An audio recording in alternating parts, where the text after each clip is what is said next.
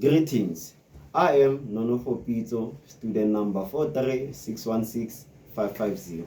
As you can see, I'm not alone. I'm with my student colleague, Dithejane with the following student number 37182714. We are prospective mathematics teachers. So today we are going to be presenting an assessment tool which we are going to use to assess our learners' talk show about trigonometry. An assessment tool which we are going to use is a rubric. When creating a rubric, there are several factors which we need to consider.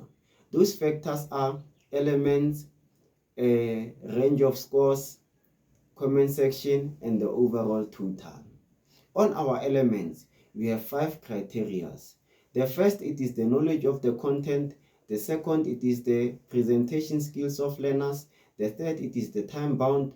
The fourth, it is the participation of learners. And the fifth, it is how learners follow the instructions. And on our range of scores, we have 3 criteria. We have 5 to 4, which means excellent. We have 3 to 2, which means proficient. We have 1 to 0, which means a learner needs to improve. And on our comment sections, it is where we are going to comment with regard to which part of the presentation or the presentation skills learners need to work on.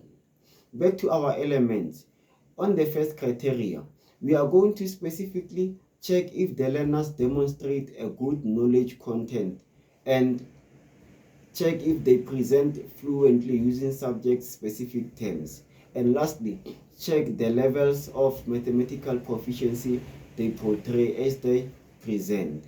And on the second criteria, we are going to check if the learners have met a certain level of audience analysis and check if their communication is clear.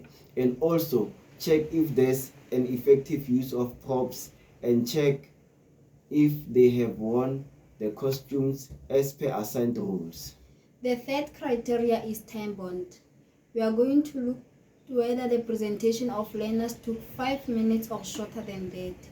We are also going to look over whether each group member received an equal amount of time to present and share their views of understanding the topic.